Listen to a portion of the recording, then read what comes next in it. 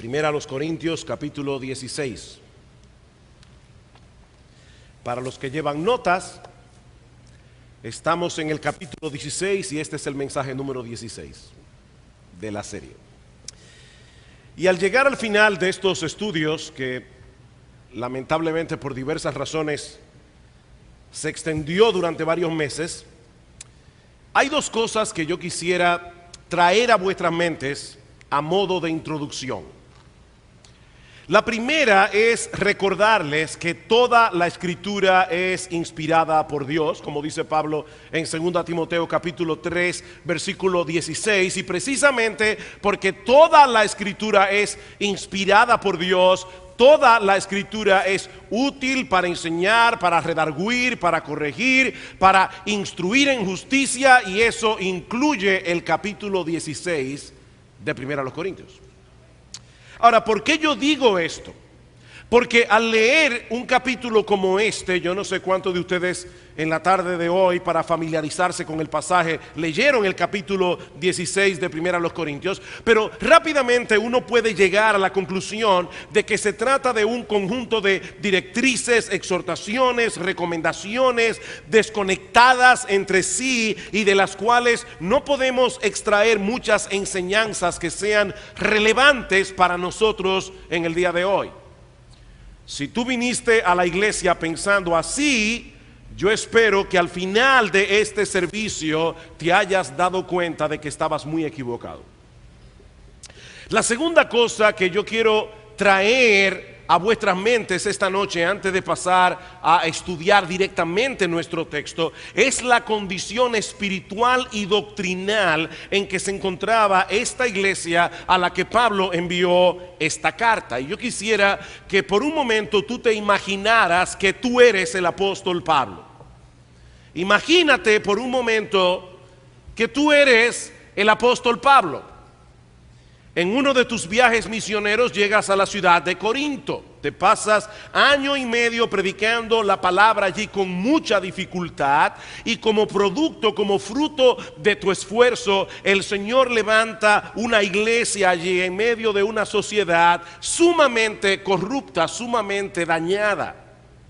Pero unos meses después de tu partida comienzan a llegarte noticias inquietantes del estado espiritual de esta iglesia. Parece que las cosas no están caminando bien, hasta que finalmente recibes una carta escrita por estos mismos hermanos en la que te plantean una serie de interrogantes que, en vez de tranquilizar tu corazón, te hacen ver claramente la enorme confusión que estos creyentes tienen. Y para colmo de males, y esta para algunos es la parte que más duele, para colmo de males, también te enteras que hay un grupo en la iglesia que no te ve con buenos ojos, porque han comenzado a exaltar a otros predicadores, a los cuales consideran más capaces y más atractivos que tú. Ahora viene mi pregunta.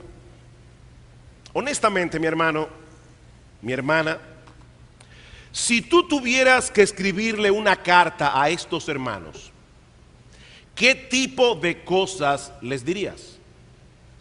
¿O cuál sería el tono general de tus palabras?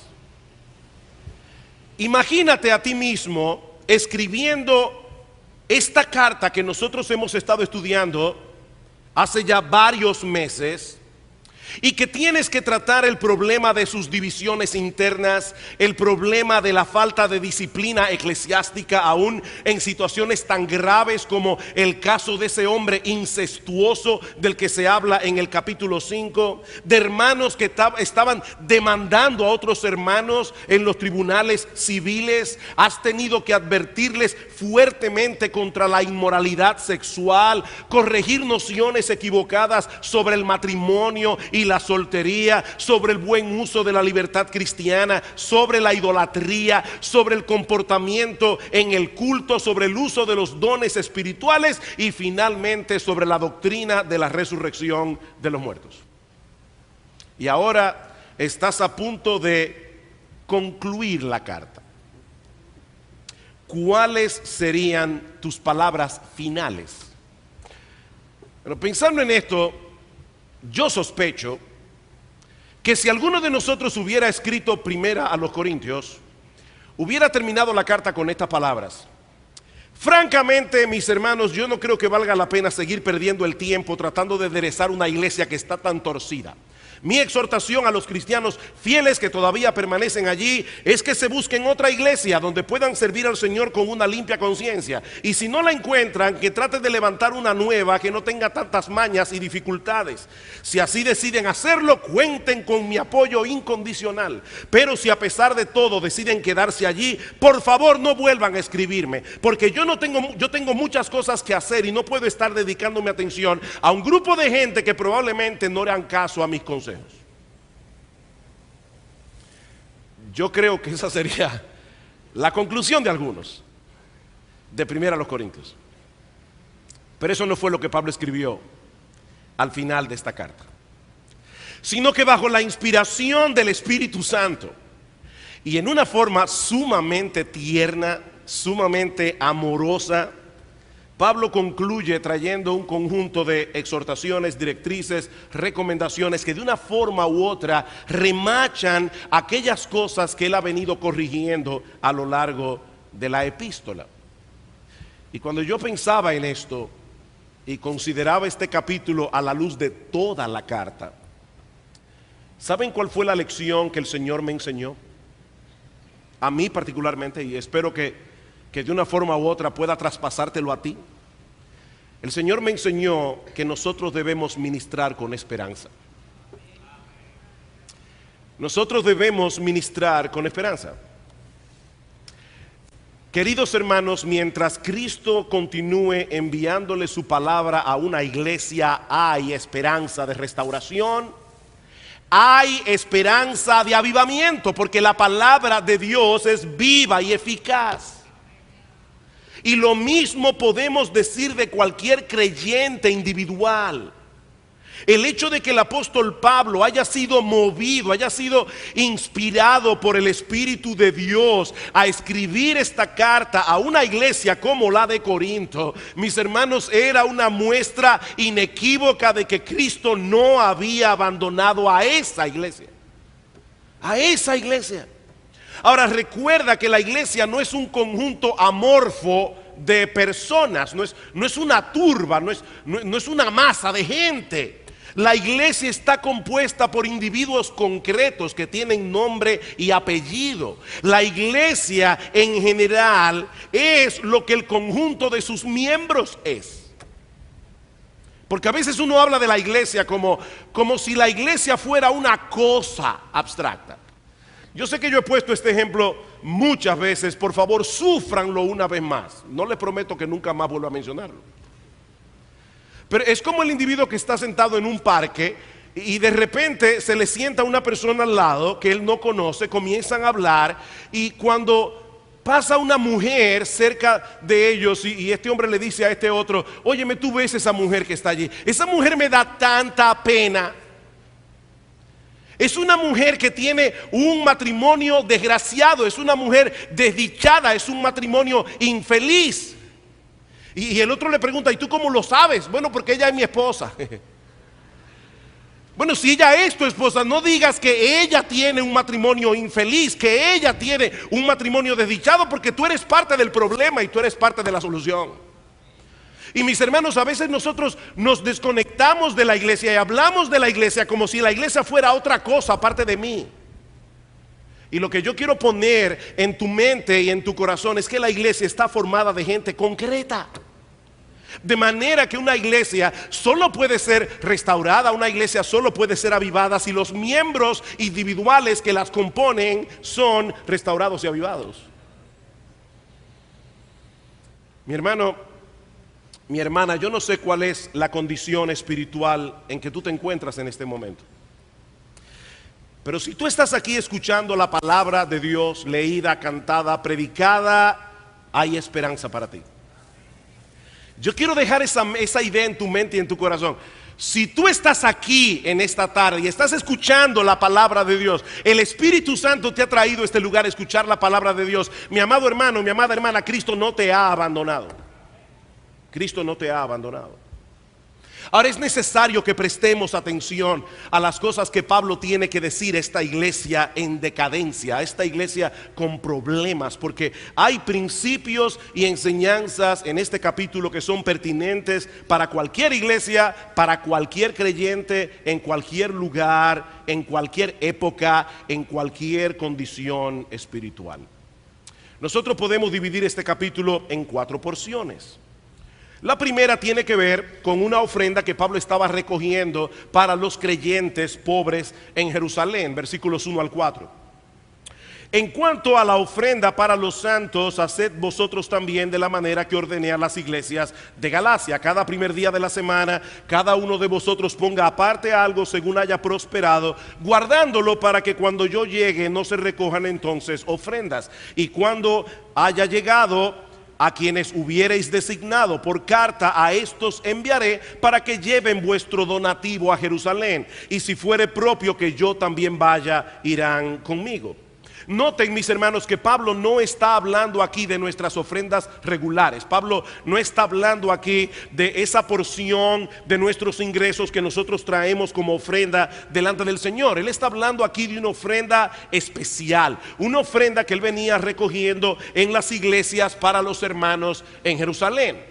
Y tal parece que Pablo les había mencionado esta ofrenda a los corintios anteriormente y que ellos habían preguntado algunas cosas al respecto. Recuerden que dijimos en un mensaje anterior que los corintios habían enviado una carta previa en la que planteaban una serie de interrogantes que Pablo responde en esta epístola. Y tal parece que algunas de estas interrogantes tenían que ver con esta ofrenda. Por eso Pablo comienza diciendo: en cuanto a la ofrenda, o sea, es como un tema que ya ellos conocían, un tema del cual ellos habían hablado. En cuanto al asunto de esa ofrenda, tengo algunas cosas que decirles. Y las instrucciones que Pablo da a los corintios son las mismas que él ha venido dando en otras iglesias. Ahora, lo que me llama la atención es que estas directrices que parecen tratar un asunto tan puntual, ¿verdad? Algo que no parece tener nada que ver con nosotros. Lo que me llama la atención es que estas directrices que Pablo da a la iglesia son como una especie de ventana a través de la cual nosotros podemos mirar cómo era la vida de la iglesia en sus primeros años.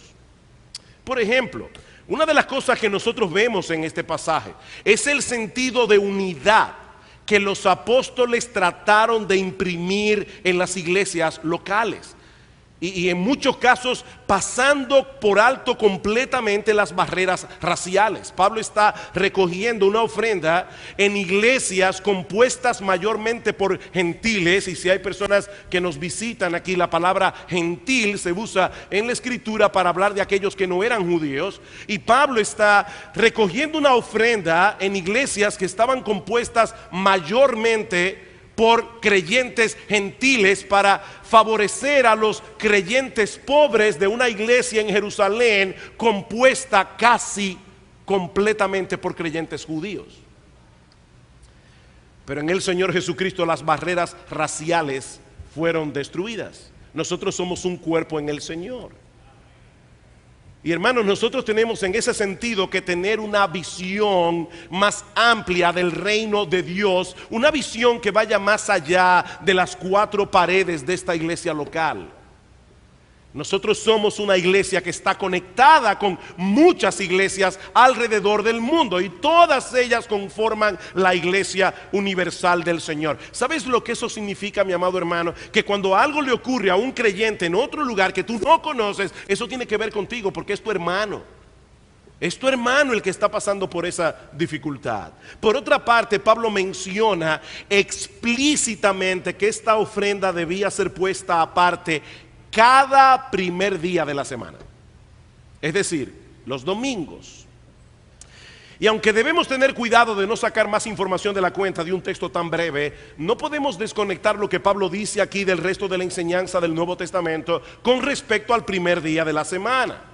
En primer lugar, mis hermanos, no olviden que nuestro Señor Jesucristo resucitó el primer día de la semana, completando de ese modo su obra redentora y dando inicio a una nueva creación. Esa es la razón por la que nosotros nos congregamos el domingo en la iglesia. Por otra parte, las primeras apariciones de Cristo como el Cristo resucitado ocurrieron precisamente el domingo, no el sábado, no el lunes, el domingo. Luego de haber aparecido a María Magdalena esa misma mañana de la resurrección y a 2 de sus discípulos que iban camino a Emaús, el Señor se presentó esa noche en el lugar donde todos los discípulos se encontraban reunidos. Dicen en Juan capítulo 20, versículo 19 al 20. Y todos sabemos que Tomás no estaba presente en esa reunión. ¿Ven el problema cuando uno falta a la iglesia? Jesús estaba allí, pero Tomás no estaba allí y se lo perdió. Se lo perdió. No te olvides, mi amado hermano, que cada vez que nosotros nos congregamos como iglesia, Jesús viene en medio nuestro. Y si tú no vienes, te lo perdiste. Porque Jesús no aparece en la grabación. Jesús no aparece en Gracia TV. Jesús se hace presente aquí, en este lugar cuando estamos reunidos como iglesia. Tomás se perdió la presencia del Señor. ¿Y qué hizo el Señor? Que se le apareció otra vez. Cristo es tan condescendiente. ¿Y saben cuándo se apareció el Señor? Él esperó lunes, martes, miércoles, jueves, viernes, sábado, y se apareció de nuevo el otro domingo. Juan 20, versículo 26 al 29. De manera que el Señor resucitó el primer día de la semana. El Señor apareció a los discípulos por primera vez el domingo. Esperó toda una semana para volver a congregarse con ellos en ese día. Pero no solamente eso, el Espíritu Santo descendió por primera vez para conformar la iglesia de Cristo. ¿Saben cuándo? El domingo. Porque fue en el día de Pentecostés. Dice en Hechos capítulo 2. Y Pentecostés siempre caía en domingo. Dice en Levítico capítulo 25, versículo 15 al 16, que la fiesta de Pentecostés se celebraba el primer día de la semana, después de 7 semanas posterior al último reposo de la Pascua. Si ustedes cuentan 7 por 7 por 7 por 7 por 7, son 49, ¿verdad? 7 por 7, 49, a menos que las matemáticas hayan cambiado. El 50º día siempre caía en domingo, invariablemente. Así que en ese día que se ofrecía al Señor los primeros frutos de la cosecha, fue el día que Dios escogió para que la iglesia de Cristo cosechara los primeros frutos de la salvación a través de la predicación del Evangelio. Y finalmente nosotros vemos en el Nuevo Testamento que la iglesia primitiva solía congregarse el domingo, como en Hechos capítulo 20, versículo 7. Así que cuando Pablo dice aquí: en cuanto a la ofrenda para los santos, haced vosotros también de la manera que ordené a las iglesias de Galacia. Esa era la directriz que Pablo daba en todas las iglesias. Cada primer día de la semana, cada uno de vosotros ponga aparte algo. Y es difícil no ver aquí al apóstol Pablo pensando en una iglesia donde los creyentes se reúnen cada primer día de la semana. Ahora, volviendo a la recolección de las ofrendas en 1 Corintios 16, vemos también que Pablo esperaba que todos participaran de ella, cada cual según su posibilidad. Pablo está recogiendo una ofrenda, no lo olviden, esta no es la ofrenda regular. Pablo está pidiendo un dinero extra para los santos en Jerusalén. ¿Y qué dice Pablo en el versículo 2? Cada primer día de la semana, cada uno de vosotros ponga aparte algo. Cada uno de vosotros. Y no olviden, mis hermanos, que esta no era una iglesia de ricos. Pablo tiene que decirles en 1 Corintios capítulo 1, versículo 26, vosotros no sois muchos nobles, no sois muchos poderosos. Esta era una iglesia compuesta en gran medida por personas pobres. ¿Y qué les dice Pablo? Cada uno de vosotros ponga aparte algo, según lo que cada uno puede dar. Algunos podrán dar 100,000 pesos, otro va a dar 5 centavos.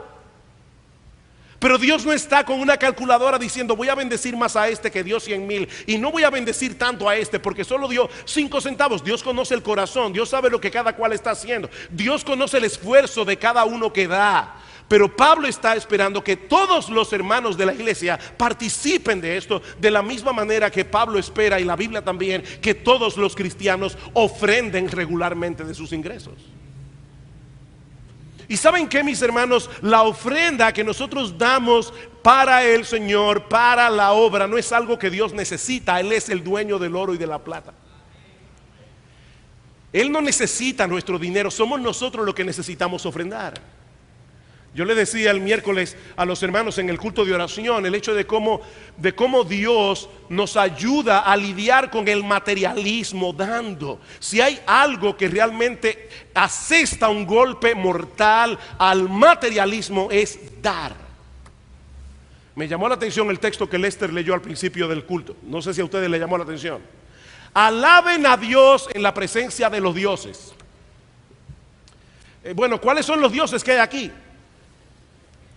Nosotros estamos alabando a Dios en la presencia de los dioses. ¿De cuáles dioses? Aquí no hay un altar a Moloch, no hay un altar a Astoret. ¿Delante de qué dioses estamos alabando a Dios? ¿Saben algo, mis amados hermanos? Cada vez que nosotros venimos a la iglesia a adorar, nosotros estamos haciendo una declaración de guerra. Nosotros estábamos cantando hace un momento que Dios es grande. Cada vez que nosotros cantamos cuán grande es Él, estamos diciendo Dios es más grande que el dinero, Dios es más grande que el sexo, Dios es más grande que la entretención, Dios es más grande que los amigos. Nosotros estamos proclamando en la presencia de todos esos dioses que el mundo adora y que muchas veces son un problema para nosotros también, que nuestro Dios es grande, que solo Él es digno de ser alabado, que solo en Él nuestras almas encuentran satisfacción. Y estamos haciendo eso en la presencia de todos los dioses de este mundo. El miércoles compartía con los hermanos en el culto de oración algo que me sucedió en el viaje.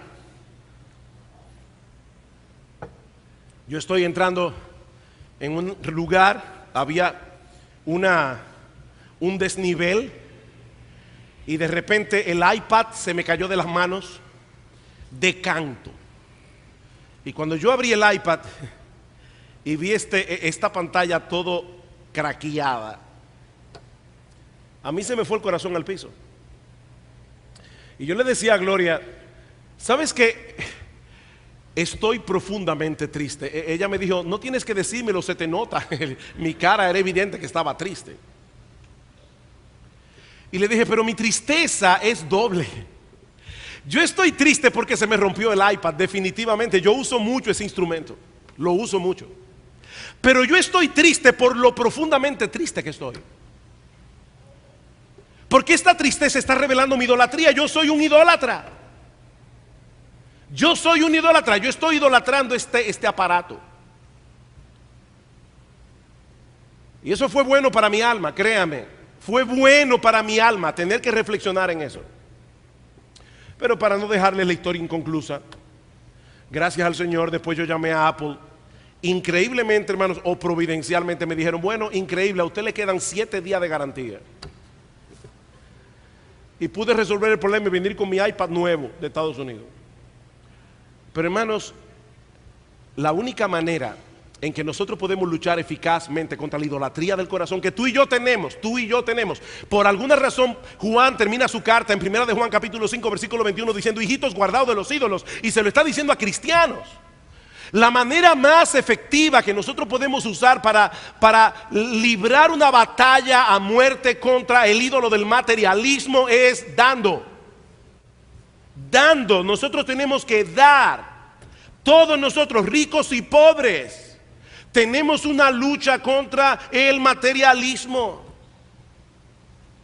Ahora, Pablo no solo estaba haciendo una colecta en diversas iglesias para aliviar la pobreza de estos hermanos en Jerusalén, sino que Pablo también había trazado una estrategia para hacerles llegar esta ofrenda. Y dice en el versículo 3, cuando haya llegado a quienes hubierais designado por carta, a estos enviaré para que lleven vuestro donativo a Jerusalén, y si fuere propio que yo también vaya, irán conmigo.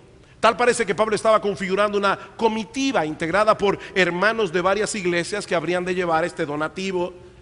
Y a la comitiva él esperaba sumarse si las condiciones eran propicias. Él dice en el versículo 4, si fuere propio que yo también vaya. Y no sabemos exactamente en qué estipulaba el que fuera propio o no que Pablo fuera a Jerusalén. Pero algunos piensan que tal vez Pablo sabía que cuando llegara a Jerusalén iba a tener problemas, como de hecho sucedió más adelante.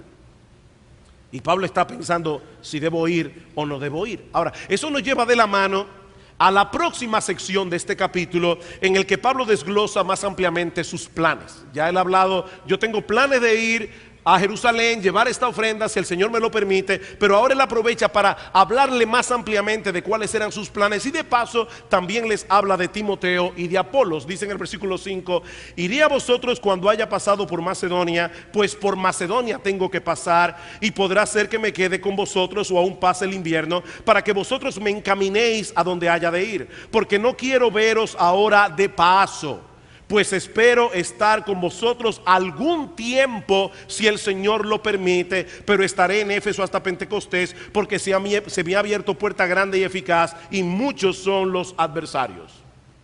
No olviden, hermanos, esta es la iglesia que le había dado a Pablo tanta agua de beber.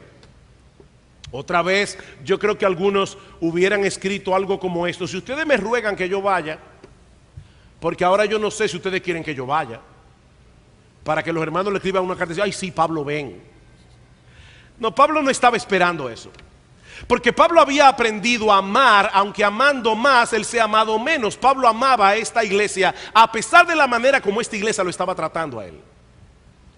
Y ahora Pablo les dice: a pesar de todos esos problemas, yo deseo pasar un tiempo con ustedes. Yo no quiero verlos simplemente de pasada. Yo no sé ustedes, hermanos, pero esto es una tremenda lección para todos nosotros. Porque nosotros solemos alejarnos de todo el que nos da problemas. ¿No es así? Buenas verjas hacen buenos vecinos. De hecho, mucha gente se convierten en fugitivos de iglesia precisamente por esa razón. Tienen un problema en esta iglesia, se van. Tienen un problema en aquella iglesia, se van. Tienen otro problema en aquella iglesia, se van también. Son fugitivos. Pablo no era así. Pablo no era así. Pablo sabía que estos hermanos lo necesitaban. Ahora, Pablo sabía también que el hecho de visitarlos dependía enteramente de la voluntad soberana de Dios. Por eso dice en el versículo 7: porque no quiero veros ahora de paso, pues espero estar con vosotros algún tiempo si el Señor lo permite. Y Pablo no hablaba por hablar. Recuerden, toda la escritura es inspirada por Dios. El Espíritu Santo inspiró a Pablo a escribir esto. Cuando Pablo dice aquí si el Señor lo permite, él estaba realmente descansando en la voluntad soberana del Señor. ¿Y saben qué sucedió, mis hermanos? Que Pablo tuvo que posponer esa visita. Y algunos miembros de la iglesia en Corinto volvieron a arremeter contra Pablo, acusándolo de que él era una veleta. Noten 2 Corintios capítulo 1 versículo 15. Dice Pablo: con esta confianza, esta es la segunda carta, con esta confianza quise ir primero a vosotros para que tuvieseis una segunda gracia, y por vosotros pasar a Macedonia, y desde Macedonia venir otra vez a vosotros y ser encaminado por vosotros a Judea. Ese era el plan original. Así que al proponerme esto, usé quizá de ligereza, o lo que pienso hacer lo pienso según la carne. Oigan lo que estos hermanos estaban pensando. Pablo es un carnal. Pablo dice una cosa hoy, hace otra cosa mañana. Y Pablo dice: ¿ustedes creen que yo soy así? Para que haya en mí sí y no. Mas como Dios es fiel, nuestra palabra a vosotros no es sí y no. Pablo no era una veleta. Él tenía razones de por qué tuvo que posponer su viaje. Y hermanos, esto nos enseña algo. A veces nosotros vemos a los líderes de la iglesia tomar ciertas decisiones y traen un planteamiento a la iglesia, y por diversas razones el planteamiento se cae. Nosotros podemos hacer planes, pero nosotros no somos Dios.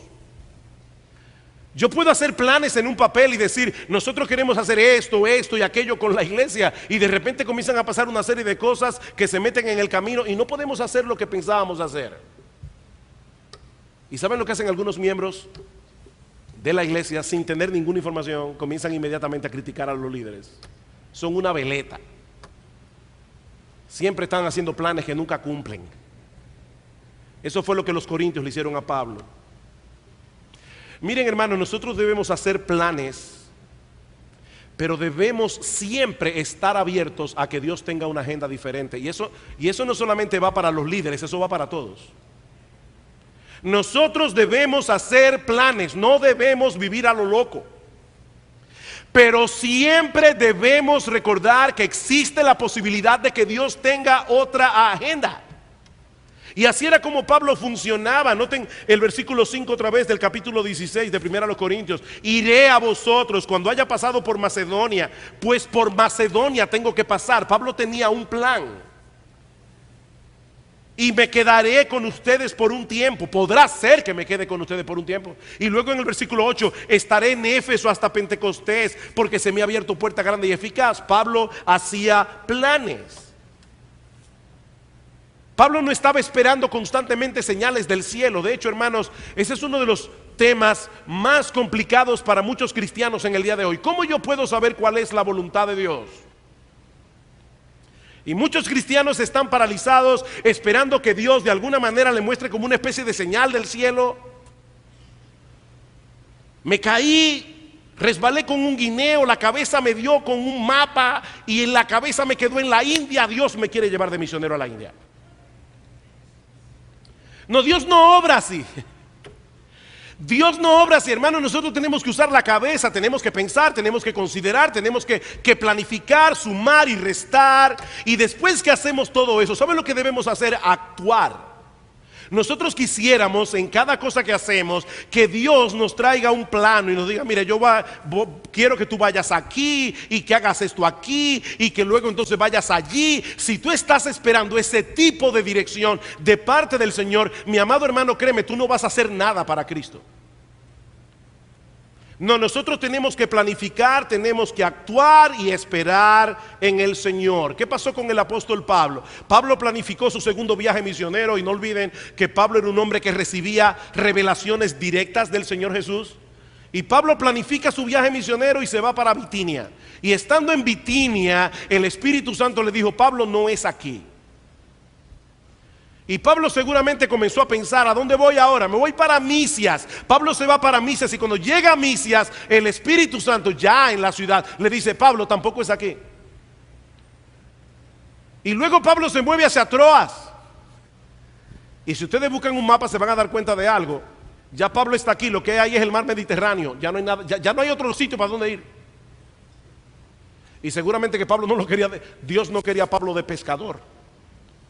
Allí se le aparece un varón macedonio y le dice: pasa y ayúdanos. Pasa y ayúdanos. ¿Saben lo que eso nos enseña, mis hermanos? Que nosotros tenemos que actuar, y es actuando que Dios nos revelará su voluntad. Muévete, mi hermano. Planifica y actúa.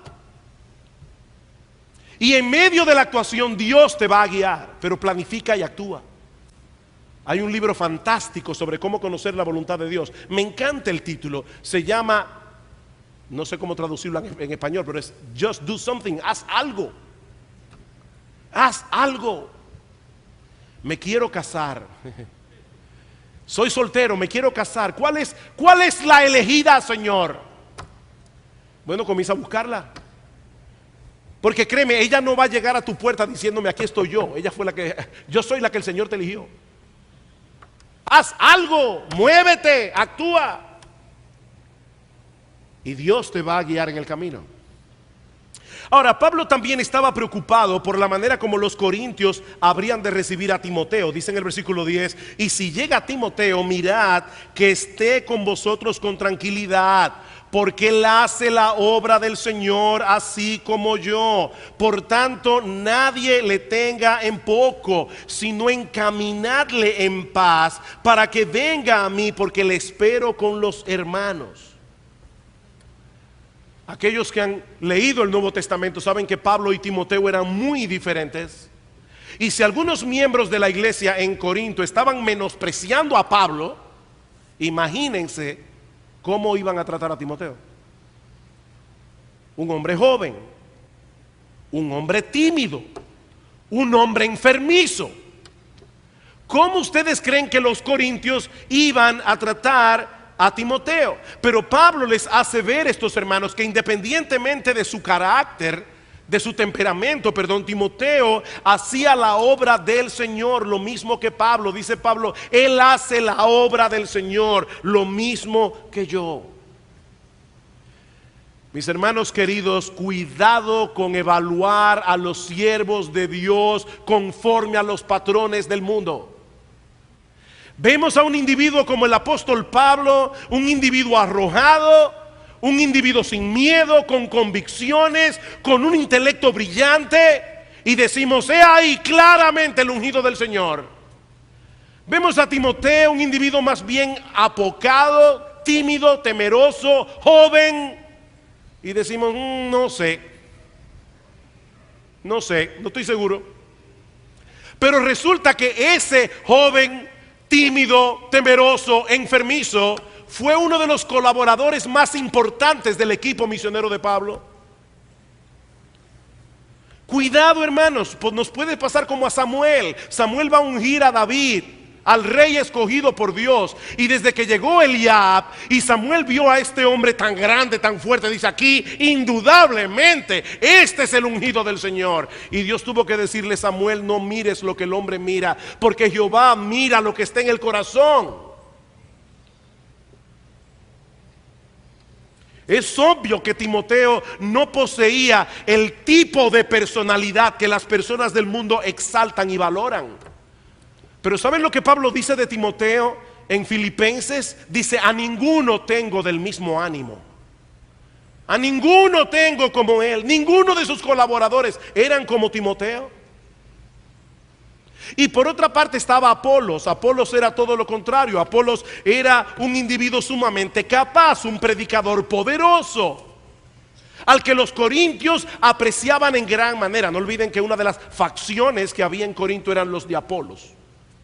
Yo soy de Cefas, yo soy de Pablo, yo soy de Apolos. Pero resulta que los corintios estaban esperando a Apolos con mucha expectativa. Y Apolos no tenía planes de visitar la ciudad en el futuro cercano. Versículo 12. Acerca del hermano Apolos, mucho le rogué que fuese a vosotros con los hermanos, mas de ninguna manera tuvo voluntad de ir por ahora, pero irá cuando tenga oportunidad. Y yo me pregunto: ¿y por qué sería que Apolos no quería visitar Corinto? Bueno, lo que voy a decir es una mera especulación, pero yo sospecho que Apolos no quería ir a ellos para alentar a esos hermanos que habrían hecho de él una especie de celebridad eclesiástica. Probablemente Apolo quería que ese fan se disolviera. Entonces, después que el fan club no estuviera, entonces visitar la iglesia. De manera que el que estaba dispuesto a ir, Timoteo, no era el que ellos apreciaban, y el que ellos apreciaban no estaba dispuesto a ir. Así funcionan las cosas muchas veces en el reino de Dios. Definitivamente, hermanos, Dios tiene una gran variedad de hombres trabajando en su obra, una gran variedad, y nosotros tenemos que aprender a apreciar los dones que Él nos da.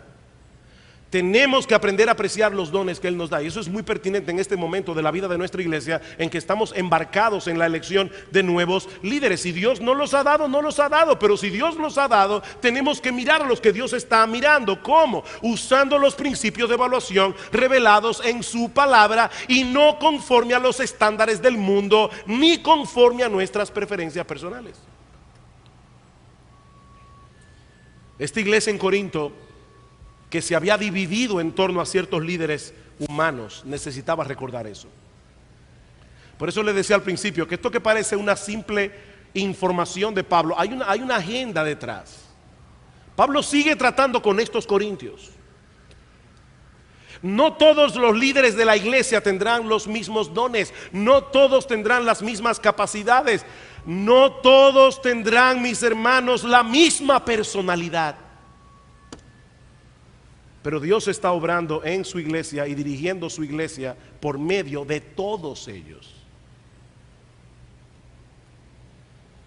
Y la iglesia debe aprender a apreciarlos como dones de Dios, cada uno conforme a lo que Dios le ha dado. Pero Pablo no ha terminado aún de lidiar con los problemas de Corinto. De ahí las exhortaciones que encontramos en los versículos 13 al 18. Versículo 13: velad, estad firmes en la fe, portaos varonilmente, esforzaos, todas vuestras cosas sean hechas con amor. Como yo no tengo el tiempo para desglosar uno por uno los 5 imperativos que aparecen en estos 2 versículos, yo quisiera concentrarme en esta tarde en el tercero de la lista. Yo sé que las hermanas de la iglesia a partir de hoy me van a amar más. El tercer imperativo de la lista es: portaos varonilmente. Portaos varonilmente. Este es un mandamiento obviamente dirigido de manera peculiar a los hombres de la iglesia en Corinto. ¿Y cuál es la exhortación? A que se comporten como hombres, a que actúen como hombres, a que desarrollen continuamente aquella virtud distintiva que hace al hombre ser hombre. Hay algunas cosas en la Biblia que son para hombres y mujeres. El fruto del Espíritu es amor, gozo, paz, paciencia, benignidad, bondad, fe, mansedumbre, templanza. Eso es para todos, hombres y mujeres. Pero Pablo se está refiriendo a algo aquí muy particular y dice: hombres de la iglesia en Corinto, actúen como hombres. Y eso de inmediato levanta algunos cuestionamientos. ¿Existe alguna característica que identifique al hombre como hombre?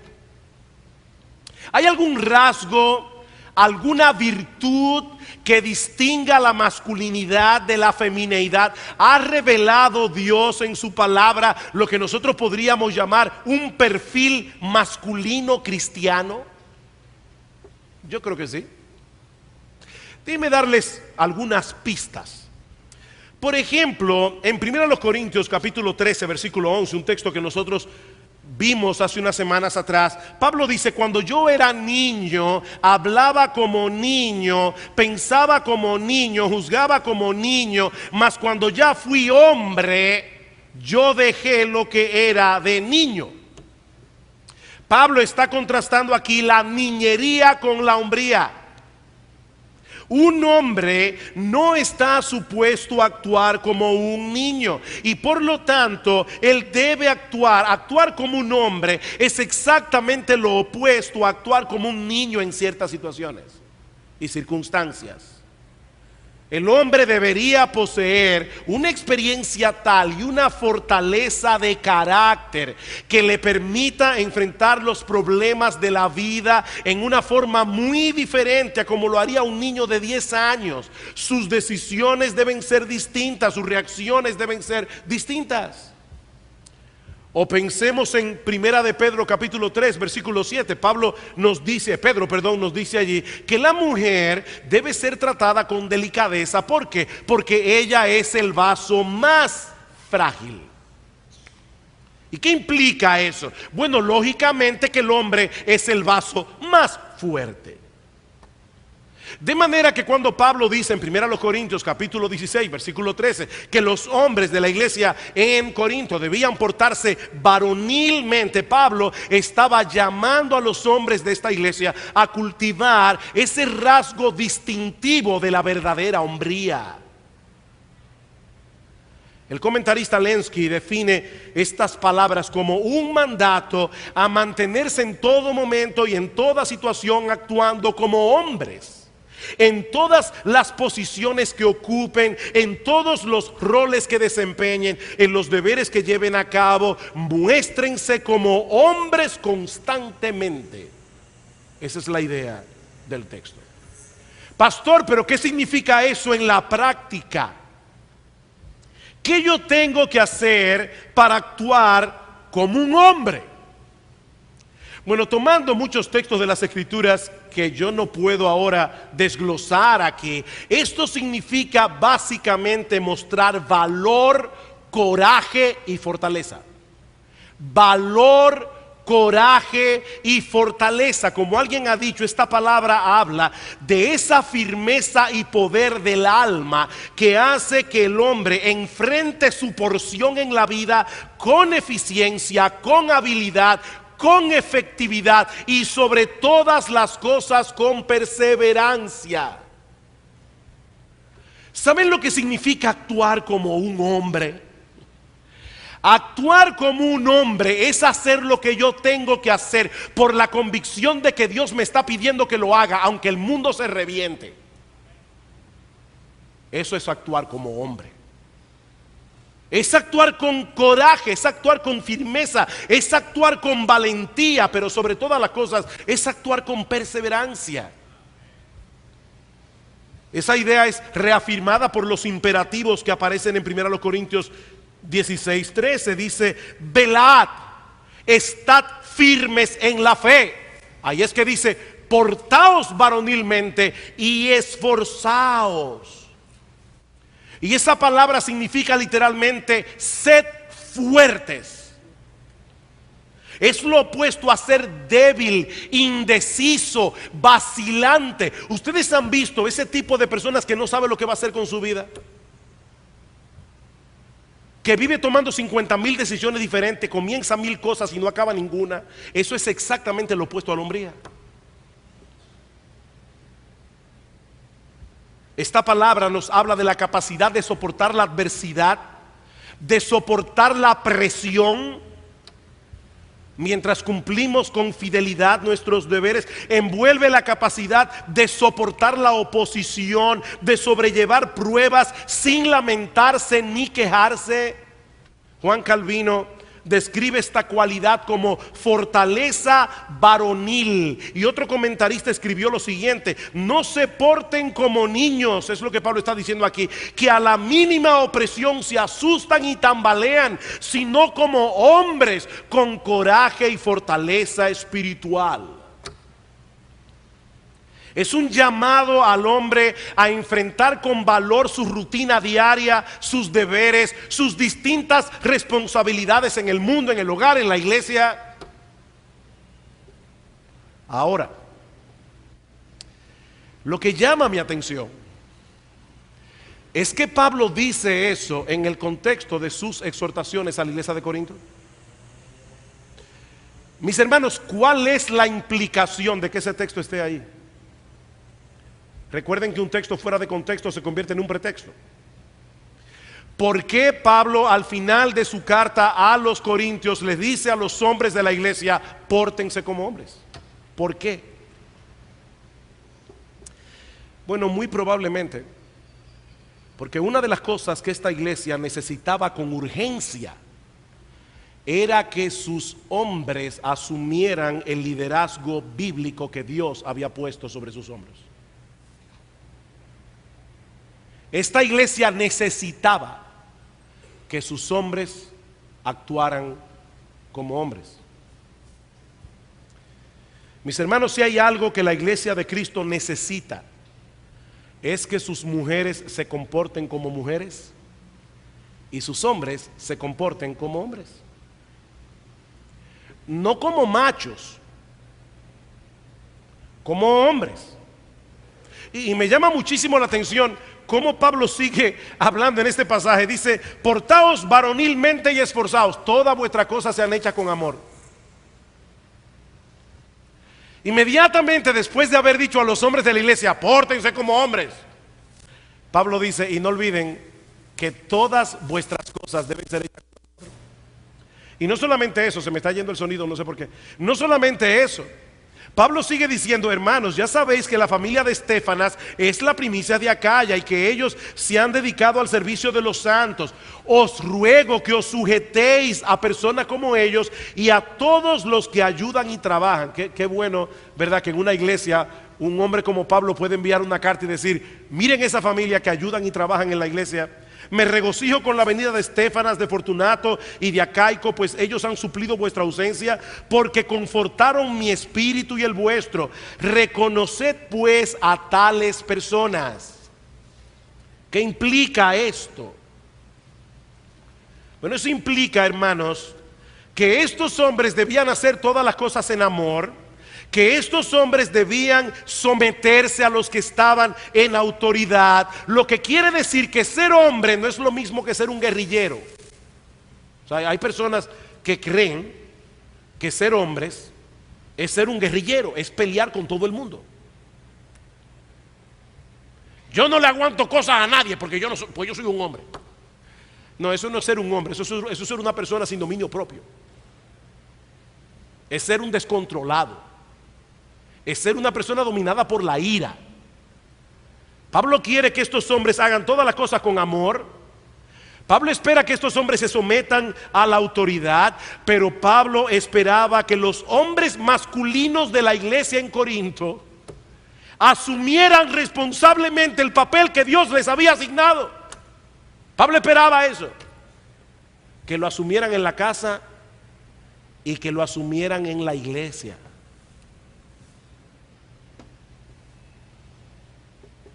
Hombres que están haciendo en su iglesia lo que deben estar haciendo en su iglesia. Hombres que están presentes en sus cultos, hombres que están presentes cada vez que se les necesita, hombres que cuando se pide ayuda para algo hay que frenarlos porque ellos siempre están ahí para servir en su iglesia.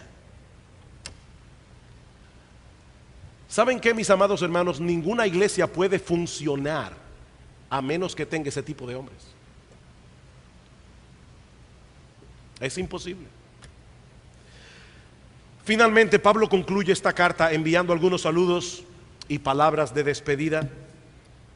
Versículo 19: las iglesias de Asia os saludan. Esto me llama muchísimo la atención. Las iglesias de Asia estaban sinceramente preocupadas por lo que estaba sucediendo en Corinto. Y si usted no ha tomado un mapa, se va a dar cuenta que las iglesias de Asia están en Asia y Corinto está en Grecia. Son dos continentes diferentes. Pero los hermanos de la iglesia en Asia estaban preocupados por lo que estaba pasando en Corinto. Y cuando supieron que Pablo le iba a escribir una carta, le dice: por favor, saluda a los hermanos de nuestra parte. Esto es compañerismo cristiano. Versículo 19: las iglesias de Asia os saludan. Aquila y Priscila con la iglesia que está en su casa os saludan mucho en el Señor. Busquen en el Nuevo Testamento con una concordancia Aquila y Priscila y se van a dar cuenta de algo. Donde quiera que esta pareja de esposos estaba, ellos tenían una iglesia en su casa. Y déjenme decirles algo, esto es incómodo. Cuando Gloria y yo comenzamos el ministerio en Puerto Plata, la iglesia estaba en nuestra casa. Y luego nos mudamos a Santiago y la iglesia estaba en nuestra casa. Así que yo sé lo que es tener la iglesia metida en la casa. Esto es incómodo, sobre todo para las mujeres. Pero Aquila y Priscila eran personas que sabían poner su casa al servicio del Señor. Serían en el equivalente de moderno de ese tipo de pareja que donde quiera que ellos están, abren un estudio bíblico en su casa, con todo lo que eso conlleva. Yo quiero que mi casa sea un lugar donde la palabra de Dios sea predicada. Eso eran Priscila y Aquila. Por otra parte, Pablo quiere que ellos manifiesten amor entre ellos. Os saludan todos los hermanos. Versículo 20: saludaos los unos a los otros con ósculo santo. Esa era la costumbre de la época, saludarse con un beso. No en todas las partes del mundo la gente se saluda con esta misma muestra física de afecto, pero el punto es, hermanos, nosotros debemos saludarnos con amor. Somos parte de una familia. Por otra parte, en sus palabras finales, Pablo define incidentalmente lo que es un verdadero cristiano. Versículo 22: el que no amare al Señor Jesucristo sea anatema. ¿Saben lo que significa ser anatema? Es ser apartado para la destrucción de Dios. Esta palabra significa maldito de Dios. Así que evidentemente Pablo no puede estar pensando aquí en creyentes. Pablo sabía que en la iglesia de Corinto habían incrédulos que habían penetrado dentro de la membresía. Y Pablo les dice: el que no amare al Señor Jesucristo sea maldito. Qué forma de describir, ¿verdad?, a los cristianos. Amamos nosotros al Señor. Es Él nuestro todo, como cantábamos esta mañana. ¿Es Cristo importante para ti? Esta mañana, antes de venir para el culto, estaba leyendo una de las oraciones de Spurgeon. Spurgeon oraba de una manera tan increíble que hasta sus oraciones alguien las tomó en taquigrafía y luego fueron publicadas en un libro. Y una de las cosas que Spurgeon le oraba al Señor era pidiéndole perdón, diciendo: Señor, cuando yo pienso en lo que Cristo hizo por mí, en lo que Cristo hizo en la cruz del Calvario, veo la dureza de mi corazón. Pero aún el hecho de que Spurgeon pudiera percibir la dureza de su corazón, en que él no amaba a Cristo como debía amarlo, era fruto de su amor por él. El que ama a Cristo verdaderamente le molesta no amarlo más. Y Pablo dice aquí: un verdadero cristiano ama a Cristo. El que no ama a Cristo terminará en el infierno. El Señor vuelve, dice Pablo, versículo 22. Y finalmente Pablo los encomienda a la gracia del Señor. La gracia del Señor Jesucristo esté con vosotros. Y reiterándole su amor: mi amor en Cristo Jesús esté con todos vosotros. Amén. Al concluir esta carta, yo quisiera reiterar, mis hermanos, lo que yo decía al principio. La iglesia no es un conjunto abstracto de personas. La iglesia está compuesta de individuos concretos. Tú eres una roca viva de esta iglesia. De manera que la iglesia en general es lo que el conjunto de sus miembros es. Eso es la iglesia, ni más ni menos. A la luz de esa realidad, quiero dejar dos cosas en tu mente. La primera es que todos nosotros, tú y yo, mi amado hermano, somos responsables de lo que IBSJ es en el presente y de lo que llegue a ser en el futuro. Eso no es una responsabilidad exclusiva de los pastores. Mi hermano amado, mi hermana amada, es tu responsabilidad, es mi responsabilidad. Depende de ti y de mí lo que Iglesia Bíblica del Señor Jesucristo llegue a ser en el futuro y lo que sea en el presente. Déjame hacerte una pregunta. Si todos los miembros de esta iglesia fueran como tú, ¿cómo sería esta iglesia? Si todos los miembros de esta iglesia ofrendaran como tú, si todos los miembros de esta iglesia estuvieran los miércoles en el culto de oración como tú, si todos los miembros de esta iglesia asistieran regularmente a los cultos como tú, ¿cómo sería esta iglesia? Si todos los miembros de esta iglesia evangelizaran como tú, si todos los miembros de esta iglesia amaran al Señor como tú, cantaran como tú, ¿cómo sería esta iglesia? Si todos fueran como tú. En estos días estaba yo tratando de pensar, ¿cómo sería Jesús si fuera miembro de una iglesia?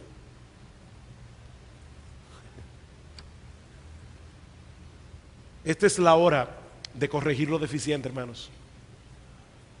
Lo segundo que quisiera dejar en vuestras mentes y corazones es que la gracia del Señor Jesús está disponible para nosotros, para llegar a ser la iglesia que Él quiere que seamos, para llegar a ser el creyente que Él quiere que seamos.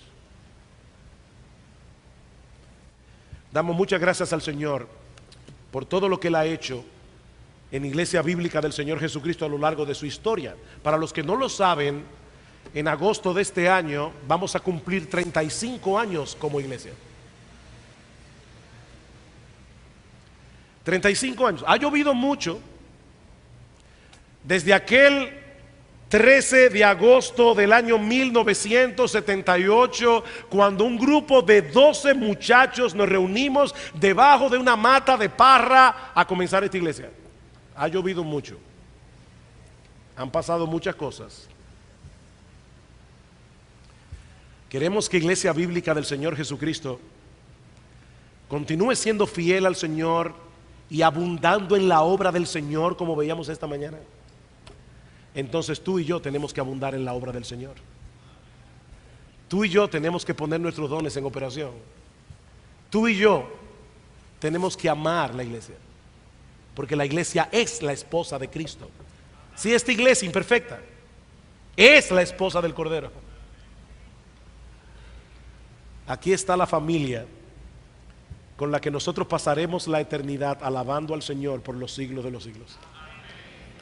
Glorias sean dadas a nuestro bendito Señor y Salvador Jesucristo.